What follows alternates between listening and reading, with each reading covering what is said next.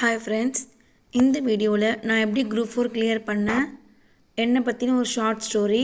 இப்போ எதுக்கு இந்த வீடியோ அப்படின்னு பார்த்தீங்கன்னா, நிறைய பேர் ஹவுஸ் ஒய்ஃபாக இருக்கவங்க வீட்டில் எனக்கு வேலை செஞ்சுட்டு பசங்களையும் பார்த்துட்டு படிக்க டைமே இல்லை, நம்மளெல்லாம் இது படிக்க முடியாது அப்படின்னு சொல்லிட்டு ஷெட்யூல் போடாமல் இன்னமும் பிளான் பண்ணாமல் காலத்தாழ்த்திட்டுருக்காங்க. அவங்களுக்காக தான் இந்த வீடியோ. என்னோடய குவாலிஃபிகேஷன் டிடிஎட் எம்எஸ்சி பிஎட் முடிச்சிருக்கேன். எனக்கு சின்ன வயசுலேருந்தே டீச்சர் ஆகணுன்றது தான் ரொம்ப ஆசை. அதனால் அதை படித்து முடித்தேன். ட்ரைனிங் படித்து முடித்த உடனே எனக்கு கல்யாணம் பண்ணிட்டாங்க. நான் டீச்சர் ட்ரைனிங் படிக்கும் போதெல்லாம் எம்ப்ளாய்மெண்ட் ஆஃபீஸில் பதிவு பண்ணி சீனியாரிட்டி பேசிஸில் தான் ஜாப் ஃபில் பண்ணிகிட்டு இருந்தாங்க. அதுக்கப்புறம் எனக்கு மேரேஜ் பண்ணிட்டாங்க. பாப்பா பிறந்ததுக்கப்புறமா பிஎட் ஜாயின் பண்ணேன். நான் 2013 பிஎட் கம்ப்ளீட் பண்ணும்போது திடீர்னு டெட் அனௌன்ஸ் பண்ணாங்க. அதாவது டெட் முடித்தவங்களுக்கு மட்டும்தான் டீச்சர் ஜாப் அப்படின்னு சொல்லிட்டு அனௌன்ஸ் பண்ணாங்க. 2013 எக்ஸாம் எழுதினேன். பட் எங்கள் அம்மாவை ஹாஸ்பிட்டலில் அட்மிட் பண்ணியிருந்ததுனால என்னால் நல்லா எஃபர்ட் போட்டு படிக்க முடியல. 90க்கு 89 மார்க்ஸ் ஸ்கோர் பண்ணியிருந்தேன். 90, 91 எடுத்து என் ஃப்ரெண்ட்ஸ் எல்லாருமே போஸ்டிங் வாங்கிட்டாங்க. அவ்வளோ கிட்ட ஜாபை மிஸ் பண்ணும்போது ரொம்ப கஷ்டமாக இருந்தது. ஒரு வாரம் கிட்ட அழுதுகிட்டே இருந்தேன். அதுக்கப்புறம் என்னால் பாப்பா எதிரெலாம் அழ முடியல. எல்லாத்தையும் மறந்துட்டு நான் பாட்டுக்கு என்னோடய டெய்லி ரொட்டீன் ஸ்டார்ட் பண்ணிட்டேன். பட் ஆனால் அதுக்கப்புறம் பார்த்திங்கன்னா 82லேருந்து 89 மார்க்ஸ் எடுத்தவங்க எல்லாருமே பாஸு அப்படின்னு சொல்லிட்டு எங்கெல்லாம் சர்டிஃபிகேட் வெரிஃபிகேஷன் கூப்பிட்டுருந்தாங்க. எல்லாமே முடிஞ்சுது. ஸோ அது முடிஞ்சதுனால எங்களுக்குள்ள ஒரு நம்பிக்கை என்னென்னா, ஓகே நமக்கும் வேலை வந்துடும், ஏதாவது ஒரு விஷயத்தில் நமக்கும் ஜாப் போட்டுருவாங்க அப்படின்னு சொல்லிட்டு நம்பிட்டு இருக்கு. பட் கிடைக்கல. அதுக்கப்புறம் தான் நான் ஒன்று ரியலைஸ் பண்ணேன், நம்ம இதே எதிர்பார்த்து நம்மளோட ஃப்யூச்சரை அதை பற்றி யோசிக்காமல் விட்டுட்டோம் அப்படின்ட்டு. அதுக்கப்புறம் தான் எங்கள் வீட்டுக்கார் என்ன பண்ணார்னா, ஏதாவது கிளாஸுக்கு போ, நீ அப்போ தான் படிப்ப, எக்ஸாம் எழுதிட்டே இரு கண்டினியூஸான்னு சொன்னாங்க. சரி, டெட்டுக்கே போயிட்டு நிறைய மார்க்ஸ் எடுத்து அடுத்ததில் ஜாப் வாங்கணும்னு நினச்சி தான் கிளாஸ் ஜாயின் பண்ணேன். ஆனால் அங்கே போகும்போது தான் டிஎன்பிஎஸ்சி அப்படிங்கிறது இருக்கிறதுன்னு தெரிஞ்சது எனக்கு. அங்கே ஒரு ஃப்ரெண்ட் எனக்கு அறிமுகமானாங்க. அவங்க தான் அதை பற்றி சொல்லி கொடுத்தாங்க எனக்கு. 2016, 17 அந்த மாதிரி பீரியடில். பட் நான் கிளாஸ் ஜாயின் பண்ணும்போது பார்த்திங்கன்னா நோட்டிஃபிகேஷன் வந்ததுக்கப்புறம் தான் எனக்கு எக்ஸாம் வருதுன்னு தெரியும். ஜாயின் பண்ணேன். பட் அந்த டைமில் சிலபஸ்னால் என்னென்னு தெரிஞ்சுக்கிறதுக்கும் சப்ஜெக்ட் நாலேஜ் வளர்த்துக்கிறதுக்குமே எனக்கு டைம் ஓடிடுச்சு. என்னால் எந்த எக்ஸாமுமே ஒழுங்காக அட்டன் பண்ண முடியல. வீட்டில் குழந்தையும் பார்த்துட்டு என்னால் ஃபுல்லாக உட்காந்து படிக்க முடியல. அதுக்கப்புறம் தான் அடுத்த எக்ஸாம் எழுத ஆரம்பித்தேன். அடுத்த எக்ஸாம் எழுதும்போது தமிழில் ரொம்பவே ஈஸியாக இருக்கும். நீங்கள் ப்ரீவியஸ் இயர் கொஷின்ஸ்லேயும் எடுத்து பாருங்கள். அதில் இப்போ இருக்க சிலபஸ் நியூ சிலபஸ் சேஞ்ச் பண்ண மாதிரி தான் இருக்கும். அது ரொம்ப காமனாக பேசிக்கில் தான் இருக்கும்.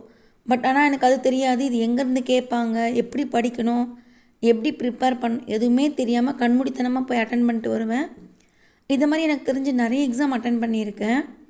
அதுக்கப்புறமா தான் என் ஃப்ரெண்ட்ஸ் மூலமாக நான் கேள்விப்பட்டது, ஒவ்வொரு வருஷமும் ஆனுவல் பிளானர்னு ஒன்று ரிலீஸ் பண்ணுவாங்க. அதில் எந்தெந்த எக்ஸாம் வருதுன்னு சொல்லிடுவாங்க. நம்ம அதுக்கேற்ற மாதிரி ப்ரிப்பேர் பண்ணணும் அப்படின்னு சொல்லிட்டு அதுக்கப்புறம் அதை ஃபாலோ பண்ண ஆரம்பித்து நான் ஒரு இன்ஸ்டியூட்டில் போய் ஜாயின் பண்ணேன். பாப்பா சின்ன பாப்பா தான். ஆனால் எங்கள் அம்மா கிட்டே விட்டுட்டு கிடைக்கிற டைமில் படிக்க ஆரம்பித்தேன். நைட்டில் 1 மணி வரைக்கும் கூட படிப்பேன். நைட்டு 1 மணி வரைக்கும் கூட படிப்பேன். காலையில் 4 மணிக்கு கூட எந்திரிச்சு உட்காந்துருவேன். எனக்குள்ளே ஒரு வெறி வந்துருச்சு. நம்மளை கிண்டல் பண்ணி, இன்னும் வேலைக்கு போகலையா, இன்னும் நீ வீட்டில் தான் இருக்கியா, எப்பயோ பாஸ் ஆகிட்டேன்னு சொன்னீங்கன்னு சொல்லிட்டு நக்கலாக கேட்ட சொந்தக்காரங்க முன்னாடி கண்டிப்பாக நமக்குன்னு ஒரு வேலை வேணும் அப்படின்னு முடிவு பண்ணி நான் செகண்ட் பேபி கன்சீவாக இருக்கும்போது ஸ்டார்ட் பண்ணி டைப்பிங் கிளாஸ் போக ஆரம்பித்தேன். பகல் ஃபுல்லாக ப்ரைவேட் ஸ்கூல் டீச்சராக ஜாப் ஒர்க் பண்ணிகிட்டு இருந்தேன். ரெண்டுத்தையுமே மேனேஜ் பண்ணி படிக்க ரொம்ப கஷ்டமாக இருந்தது. அதுக்கப்புறம் வேலையை ரிசைன் பண்ணிவிட்டு இது முழு மூச்சை இறங்கி படிக்க டிவி கனெக்ஷன் கட் பண்ணேன். ஃபோன் எடுப்பேன். எடுத்தாலுமே அதில் படிக்கிறது சாப்பா தூங்கும்போது ஃபோன் எடுத்து ஃபோனில் டிஎன்பிஎஸ்சி சம்மந்தமாக இருக்க வீடியோஸ் தான் போட்டு கேட்பேன். சாமான் கழுவும் போதும் வாய்ஸ் ரெக்கார்ட் பண்ணி கேட்க ஆரம்பித்தேன். இந்த மாதிரி சின்ன சின்ன வேலைகள் செய்யும்போது, டிஃபன் செய்யும்போது ஃபுல்லாகவே இதை பற்றின நினைப்பாகவே தான் இருந்தேன். எனக்குள்ளே அப்படி என்ன தான் ஒரு இதுவும் தெரியல. என்னை மாரி எல்லா இடத்துலையுமே இதை பற்றி மட்டும்தான் யோசிக்க ஆரம்பித்தேன். அப்படி பண்ணும்போது மட்டும்தான் என்னால் இதை ஈஸியாக கிளியர் பண்ண முடிஞ்சுது. இதுக்காக நான் கொஞ்சமெல்லாம் கஷ்டப்படலை. நிறைய நாள் என்னோடய தூக்கத்தையே தியாகம் பண்ணியிருக்கேன். ஸோ அதனால தான் ஃப்ரெண்ட்ஸ் சொல்கிறேன், ஒரு விஷயம் வேணும்னு நீங்கள் முடிவு பண்ணிட்டீங்கன்னா கண்டிப்பாக நீங்கள் அதுக்காக சாக்ரிஃபைஸ் பண்ணி தான் ஆகணும். சாக்ரிஃபைஸ் பண்ணாமல் எதுவுமே கிடைக்காது. ஏன்னா ஒரு போஸ்டிங்க்காக ஆயிரக்கணக்கானவங்களோட நம்ம போட்டி போட்டு ஜெயிக்கணும். உங்களுக்கே தெரியும், அப்ளை பண்ணும்போது பார்த்திங்கன்னா லட்சக்கணக்கானவங்க அப்ளை பண்ணுவாங்க. அவ்வளோ பேரில் நம்ம போட்டி போட்டு ஜெயிக்கணும்னா நம்மளோட உழைப்பை அதிகமாக கொடுக்கணும். இன்றைக்கி கஷ்டப்பட்டால் தான் நாளைக்கு நம்ம நிம்மதியாக இருக்க முடியும். இன்றைக்கி நான் ஒரு சாட்டிஸ்ஃபையான ஜாபில் நிம்மதியாக இருக்கேன் அப்படின்னா அன்றைக்கி நான் பட்ட கஷ்டமும் நான் தூக்கத்தை தொலைச்சதும் தான் காரணம். இந்த வேலை வாங்கினதுக்கப்புறம் தான் எனக்குள்ள ஒரு கான்ஃபிடென்ட் லெவல் அதிகமாக இருக்குது. நம்ம வீட்லேயும் சரி, நம்மளை சுற்றி இருக்கவங்களுமே நமக்கு வேலை கிடைச்சது பிறகு நம்மளை பார்க்குற பார்வையுமே மாறி இருக்கும். அது நீங்கள் வேலை வாங்கினதுக்கப்புறம் உணர்வீங்க. ஸோ 2025 இப்போ உங்ககிட்ட ஃபோன் இருக்குது. நிறைய யூடியூப்பில் வந்து ஃப்ரீ சேனல்ஸும் ஃப்ரீ டெஸ்ட் பேட்சும் அவ்வளோ அழகாக நமக்கு உட்காந்து சொல்லி கொடுக்குறாங்க. கிடைக்கிற வாய்ப்பை யூஸ் பண்ணிக்கோங்க. 8 மணி நேரம் 10 மணி நேரம் படிக்கணும்னு அவசியம் இல்லை. 2 மணி நேரம் 3 மணி நேரம் படித்தாலும் மேஜருக்கு இம்பார்ட்டன்ஸ் கொடுங்க. ஹார்ட் ஒர்க் பண்ணுறதை விட ஸ்மார்ட் ஒர்க் பண்ணுங்கள். சிலபஸை பேஸ் பண்ணி படிங்க. மேக்ஸ் டெய்லி ஒர்க் அவுட் பண்ணி பாருங்கள். ஒரு நாளைக்கு அதிகபட்சமாக 3 மணி நேரம் தான் ஃப்ரெண்ட்ஸ் நான் படிச்சிருக்கேன். ஸோ 8 மணி நேரம் 10 மணி நேரம் படித்தா மட்டும்தான் பாஸ் ஆக முடியுன்றது இல்லை. நீங்கள் 1 மணி நேரம் படித்தாலும் அதை எந்த அளவுக்கு புரிஞ்சு படிக்கிறீங்க, அண்டர்ஸ்டாண்ட் பண்ணுறீங்கன்றதுலாம் இருக்குது. தெளிவாக படிங்க, உங்களாலேயும் முடியும். எனக்கு டைம் இல்லை, என்னால் முடியாதுன்னு நினைக்காம, உங்களை யார் அவமானப்படுத்தினாங்களோ, யாருக்காக நீங்கள் வேலை வாங்கணும்னு நினைக்கிறீங்களோ அவங்க முன்னாடி இந்த 2025 நான் ஜெயிப்பேன் அப்படின்ற ரெசல்யூஷன் எடுத்து உங்கள் குழந்தைங்களுக்காகவும் உங்களுக்காகவும் படிங்க.